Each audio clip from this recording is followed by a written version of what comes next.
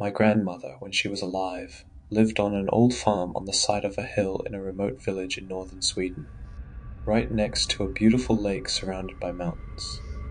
Whenever we were there, we would spend all day swimming or fishing for perch and crayfish. Grandmother was, however, always very assertive that we must never get out on the lake during the night, though she never gave us any reason. I always assumed she worried that something would happen while no one was around to help. Of course, time passes, and last year so did my grandmother.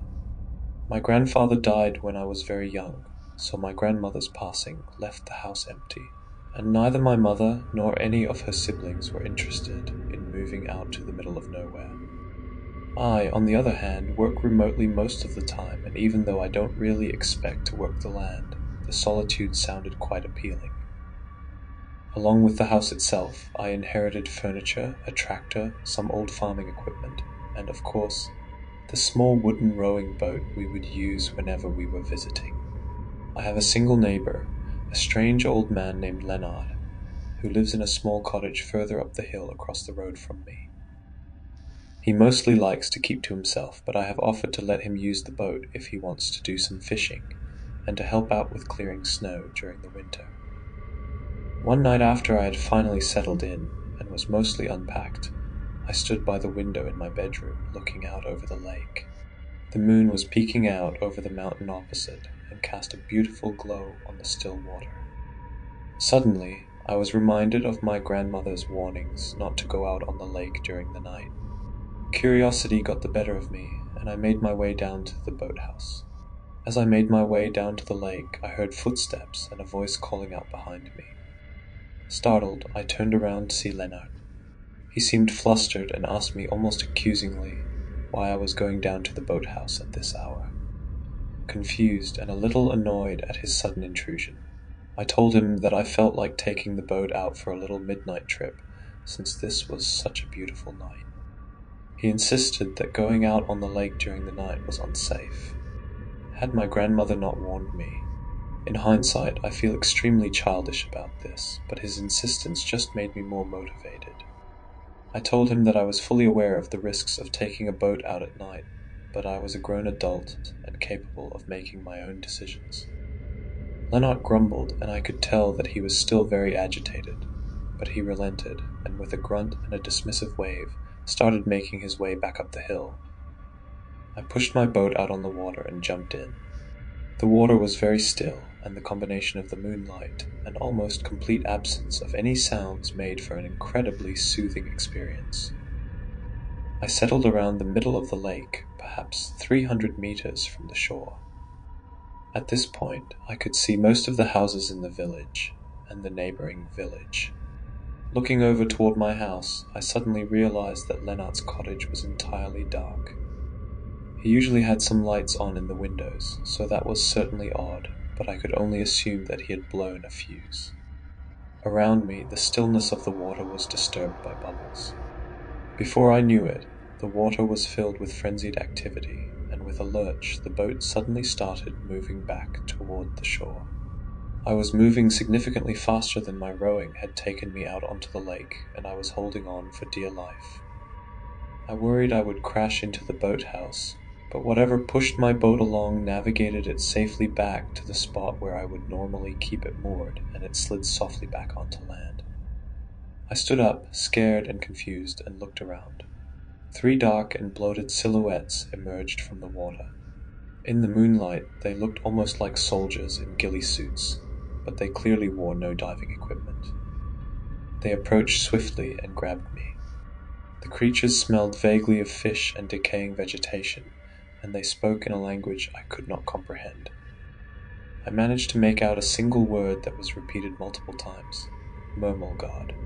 They dragged me inside the boathouse. One of them looked me dead into the eyes and covered my mouth as it made a gargled, hushing sound. Its face was clearly not human, with bulging eyes without eyelids, 2 slits in place of a nose and no visible ears. I realized it was in fact not wearing anything. However, its leathery dark brown skin seemed to mimic the appearance of decaying leaves. Of course, I was scared nearly out of my mind at this point, but for some reason I didn't attempt to flee.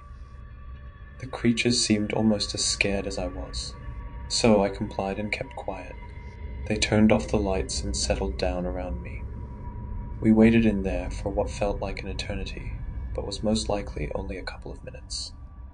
The silence outside was suddenly broken by a loud splash and the sound of wood splintering. I could hear that something was emerging from the lake, followed by heavy, damp footsteps. From what I could tell, it seemed to be moving up the hill as the footsteps were getting more and more distant.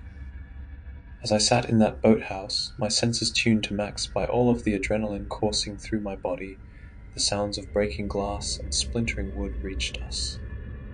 Eventually, the footsteps returned, and whatever had come after us out of the lake made its way back into the water. A couple of minutes later, the three creatures that brought me into the boathouse quietly exchanged a few words. The one that had hushed me earlier gestured that I was free to leave, and then they left. I could hear them going back into the water.